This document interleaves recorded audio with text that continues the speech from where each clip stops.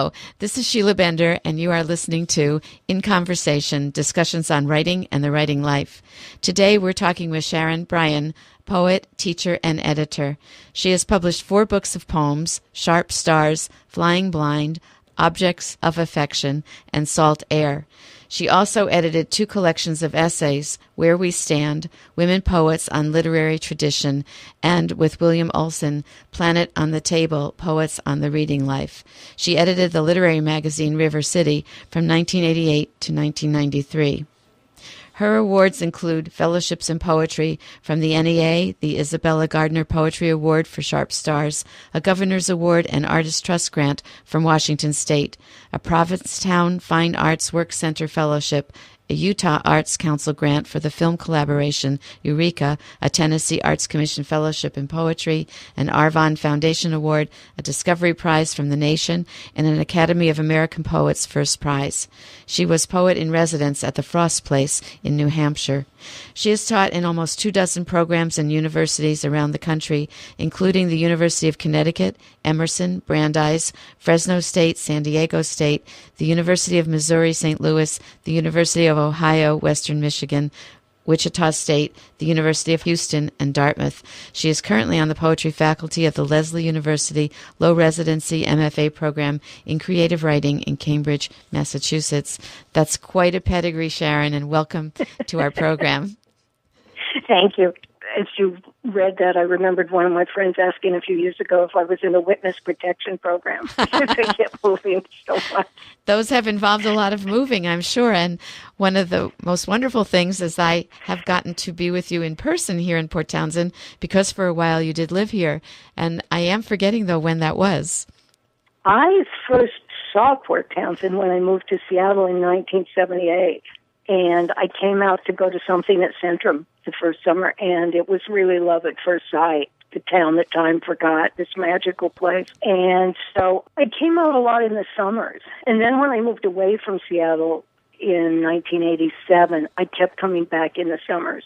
I knew Gwen Head, who was the publisher of Dragon Gate Press, and she had a wonderful house in Port Townsend full of poetry. Grey Wolf started there, too. I would rent an apartment in her house. And then in 1993, I was teaching in a permanent job at Memphis State. I didn't want to live there anymore, and I realized I didn't have to. So I started teaching as a visiting writer. And as soon as I did that, I wanted a home base, and the first place that came to my mind was Port Townsend. I think that was about 1994. And then it's a sort of home base that I was away from a lot until 2007. So 1994 to about 2007. So I have a feeling we met in 2007. Well, it's kind of a home base of the heart because it's not a very convenient home base for a traveling person. No, but that was one of the things I loved about it, how hard it was to get to. And sort of with each turn of the road and then the ferry trip and more turns, got farther and farther away from the real world and civilization and out there to Port Townsend. Did you do a lot of writing while you were in your home base? Yeah, I did. I think that's one of the things being far away from everything can inspire. Yes, I do too. The distractions just fall away. Yeah. And I'm happy when I'm there. I'm really happy, and that's good for writing too. Well, I'm kind of hoping we can start off our conversation further by listening to some of your poetry. Do you have one ready you might read to us? Sure. I thought I might start with the first poem in the most recent book, Sharp Stars. It's a poem that's actually full of thinking about music. I can't play anything but the stereo, and I really envy that. and it seems to me that music is really the heart of things and what poets aspire to. The first poem in the book really started with a mishearing. I was listening to the radio. I was listening to an ad on NPR for the upcoming Science Friday topic, and I thought for just a brief second they said they were going to discuss the Big Bang theory of the origin of the universe. In that second I thought, perfect. Of course it was the Big Bang, not the Big Bang. This is Big Bang theory. It all began with music, with that much desire to be in motion, waves of longing, with nothing to pass through. The pulsing you feel before you hear it. The darkness couldn't keep still. It began to sway. Then there were little flashes of light, glints of brass over the rumbling percussion. The reeds began to weep and sing, and suddenly the horns tore bigger holes in the darkness. We could finally see where the music was coming from. Ordinary men in bow ties and black jackets. But by then, we had already danced most of the night away. Happy accidents in poetry that you Absolutely. I think that's a big source. Elizabeth Bishop wrote a poem called The Man Moth about this creature that's half man and half moth after she saw a typo in the newspaper for mammoth. And I just think language creates the world, right? And right. So Big Bang Theory, okay, there it is right there. It reminds me of when I was, one time I was teaching as a poet in the schools, the high school. As we were talking about metaphor and practicing, and a student said, I can do that, but when I do, I get in trouble with my teachers. And I think that's kind of the poet's dilemma, that we do layer things together or make associations freely that other people don't think are logical. And I think we feel like outsiders a lot because of that kind of way of listening and hearing and thinking. Oh, yes. But that's the heart of poetry, is that sideways moving. And I think it gets squeezed out of a lot of people as they grow up and go to school and just do it your daily life. You have to shut out a lot of that associative thinking. How do you deal with that? Because it's true. I mean, I think we couldn't operate in the world if we were constantly in this sideways move that you're talking about. I love that phrase. Do you find it like a compartmentalized life, or how have you found a way to put the real world logical thinking part together with poetry part? I think I don't always master it. I think a lot of times that the real world is harder for me than, I negotiate it, but it feels more learned and more effort than just living in words and in books. That it doesn't feel as much like my natural element as language. Language, I can swim and fly and do all this stuff, and then it's the real world with gravity in it. I feel a lot clumsier. And I have to be a lot more deliberate. And you're right, that all the time it's fine if I'm with poets to make those jokes that move sideways and the quick associations, but you make them around other people and they look at you sort of blankly. What? I know, and isn't that sad that they don't have the alacrity? Totally sad. Yes. So our discussion right now reminds me of the blog that you've begun that I've been very recently enjoying and reading, and I think you're posting almost every week. Am I right? Mm-hmm. Trying to. And you've called it the Poetry Conversation, and you pick up either about particular poets and poems or sometimes about issues for poets. And I wonder if our discussion right now might end up as a blog post someday, because it is an issue for poets, how to exist in the logical world. Yeah.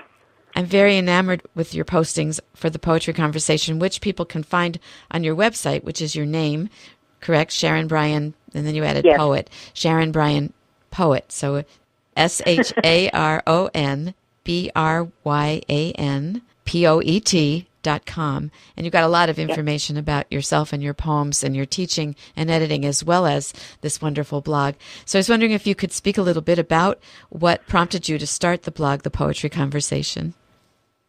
Well, I think like you, and the title of your show,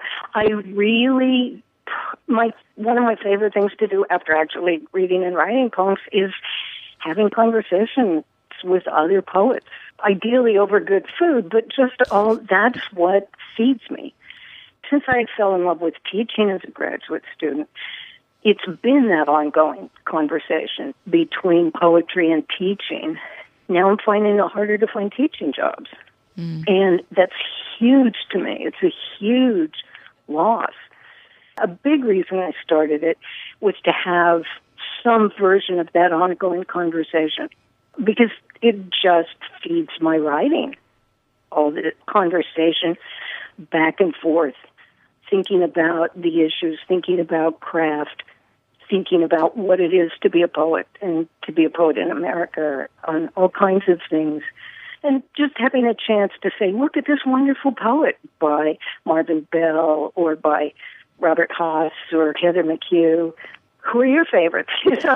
Yeah. So that's a huge part of it. Another part is to do more and more private teaching, one-on-one with people doing theses or at little classes that we can do in person or online somehow. And so once I get to do that in the next month or two, webpage will be a platform for doing that.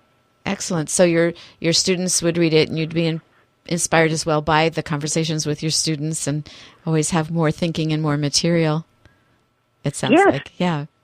I like that it's an ongoing thought process and conversation. I know a lot of bloggers talk about how they get exhausted and can't figure out any more blog posts, but I think what you're saying is when it comes to poetry, it's endless. There's many things to talk about. I can't imagine.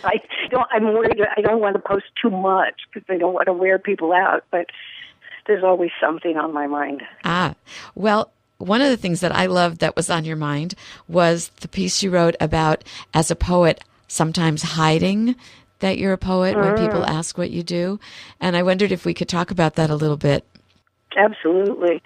Every poet I know jokes about being on a plane when the person next to you says, what do you do? And then what do we answer? And for me, and it's that what I always did in the past was, if I knew I didn't want to talk to this person, I always said immediately, I'm a poet. Because that just shuts the other person up. They look scared and sort of chastised, and they open their magazine. If I wanted to talk, I kind of eased into it. Well, I teach. Well, I teach literature. Well, I teach writing. Well, I teach poetry. If they got that far, then sometimes we kept talking. And there are wonderful poems that I posted on that blog about poets dealing with that issue. There's a wonderful one by Mona Van Dyne called A Vision Test, where she goes to get her driver's license renewed.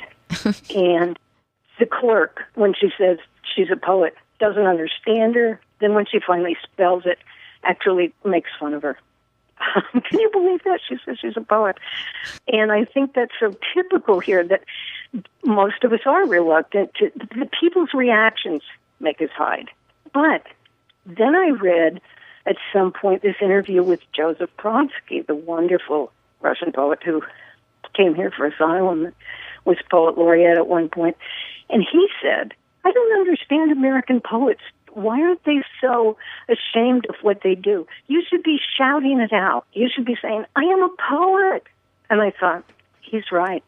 Mm-hmm. It's not my problem that people are afraid of it.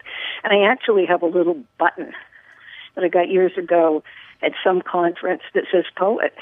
And sometimes I just wear it. In the grocery store, on the subway. Almost nobody asks me about it. I was going to ask if you've written a poem about reactions to your button, or in this case, non-reactions. No, I haven't. But I just think he was totally right. But it makes me furious that... Yes. I mean, I keep joking, that's not really a joke, to friends that in my next life I want to come back as a Polish poet. Because they're honored. Well, you know Szymborska's poetry. Mm-hmm. She's probably my favorite single poet. When she died a few years ago, Polish flags flew at half-mast. Mm. People mourned. Everybody reads poetry. They're not afraid of it. It's part of the conversation with philosophy and science and history and everything else. Yeah, it's part of a nation's soul, too, I think. People feel absolutely. That way. Yeah. You are listening to KPTZ 91.9 FM, Port Townsend. In case you just joined us, you are listening to In Conversation with Sheila Bender, discussions on writing and the writing life. Today, Sheila is talking with poet Sharon Bryan, recently back in the Seattle area, about her poems and teaching of poets. Well, before we go too much further, it's so interesting, and I know we'll get back to it, would you read a poem or two again? Sure. I don't write a lot of angry poems. Go and discover I'm writing more and more. I don't know what that means. But there are some in Sharp Stars, and one of them is called barking dog. And I just, you had asked at one point where poems start with me, and they start a lot of different places, often start for me in the natural world or something immediate, but this one did. It actually, I was teaching in Fresno at the time, great program, but there was a problem in my neighborhood, barking dog. After an hour of trying to write over the high-pitched yap coming from a neighbor's yard, I decide to let the dog into the poem, hoping he'll be a charming detail, or at least curl up quietly at my feet. But instead he pees on the first 3 stanzas, and though I see what he means, I have no intention of taking advice from a dog. He knows nothing about the pleasures of solitude, obviously, so what can he know about poetry? Johnny One Note goes back to barking. Each yap's a first draft he never revises. Just listen, I would tell him, if he spoke my language. Listen and learn.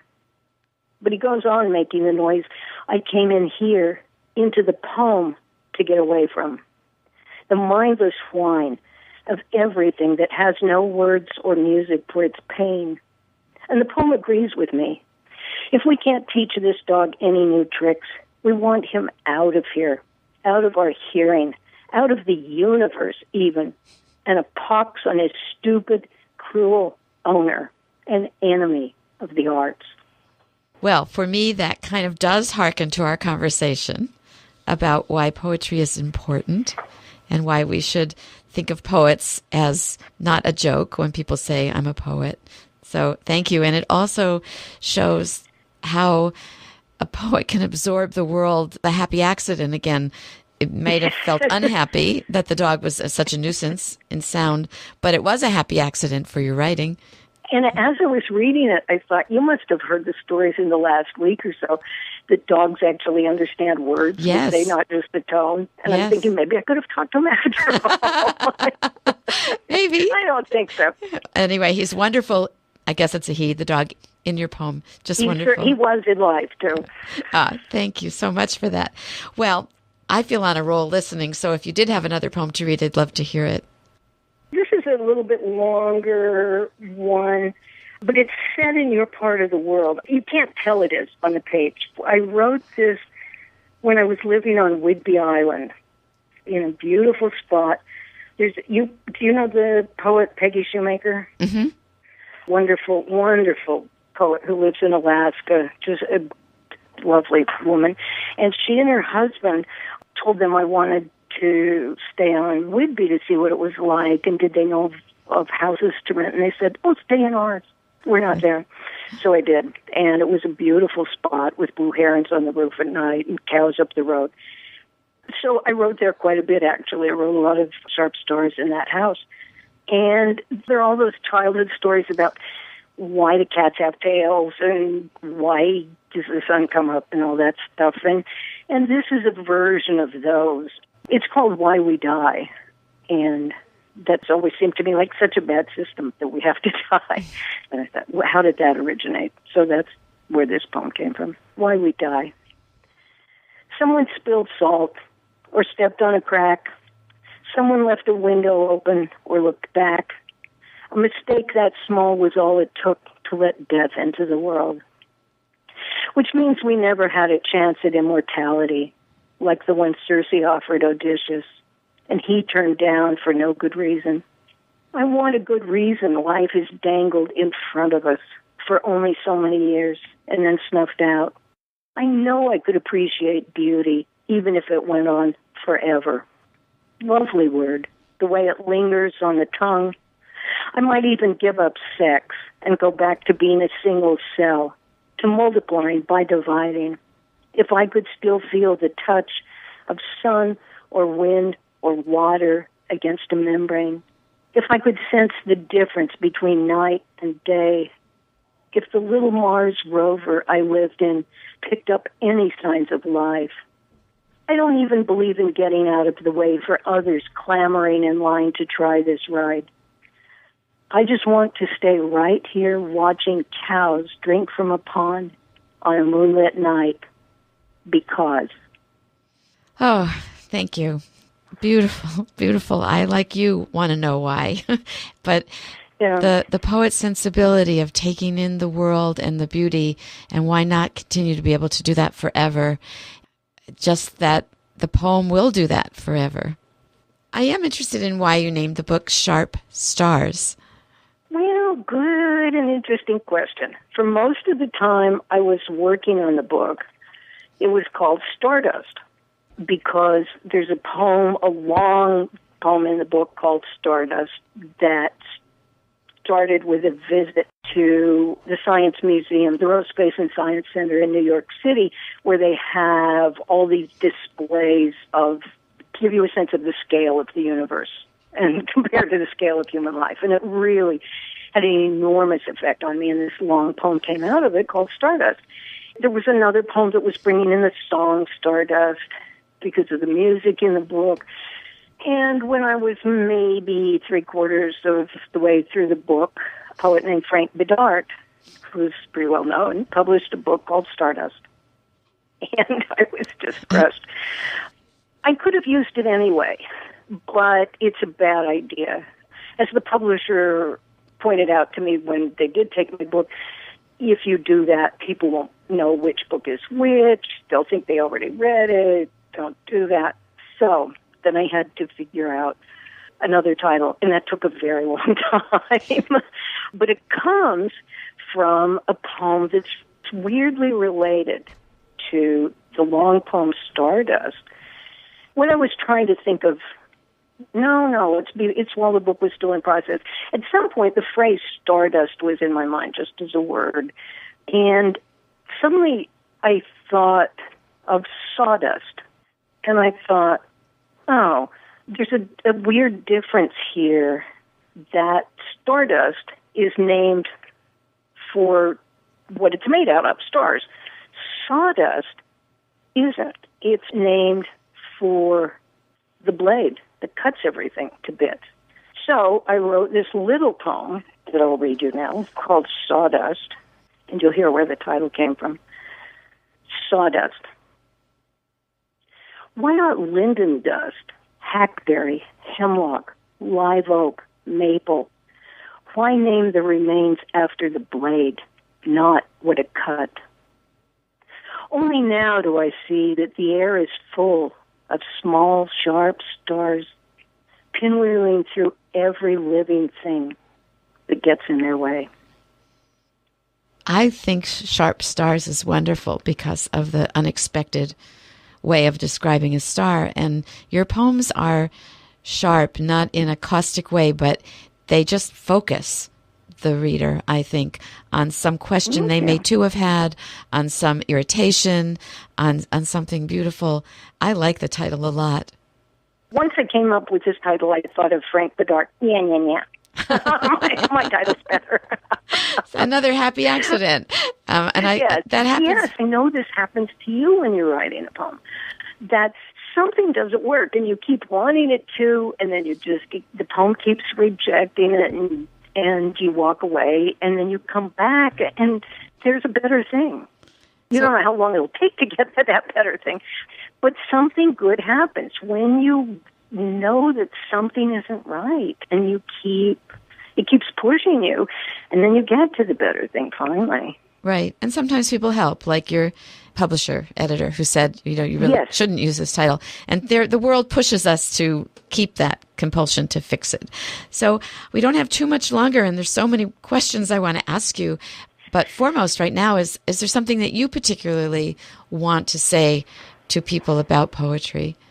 You brought up the question of why are people afraid of poetry in our culture, and why does the person on the plane immediately turn away if I say I'm a poet? Actually, why are even my English department colleagues afraid of poetry? I didn't know that till I taught, and it was dismaying to me. Our culture is so deeply anti-intellectual. I think has such mistaken priorities. The arts funding of all kinds gets cut first instead of being cut last, when it should be. People aren't afraid to know endless details about sports, about cars, But if somebody knows that much about poetry or music, it's somehow silly. I don't understand that. The hope is teaching little kids from the beginning and keeping those channels open.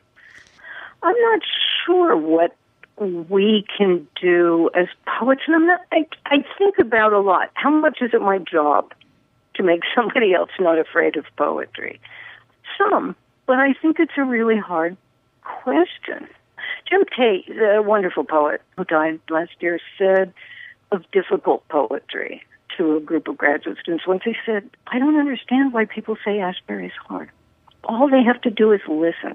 And I think a big problem for people with poetry is it looks like it's made out of the language we use, the way you and I are using language now. And it's really a different use of language. Kenneth Koch has a wonderful notion that there are really two languages, and that poetry is a different language. And so people look at it and it looks like English and they read through it, but it's more like jazz and more like painting and more like dance than like prose. I love that thought. And I don't know that. Yeah.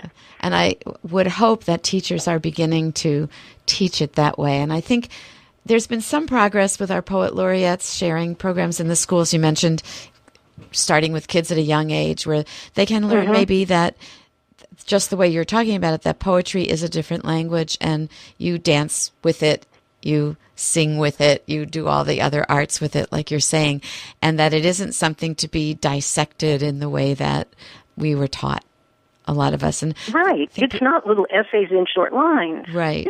That's right. Really boring. And that I think another thing that I think is important, and we have to stop soon, so I'm so sorry because we could go on talking for a long time, is that we are often, as poets, I think, even guilty of this thing of not facilitating poetry in other people. People begin to think that if they do like poetry, think they have to be really significant to be capable of writing it.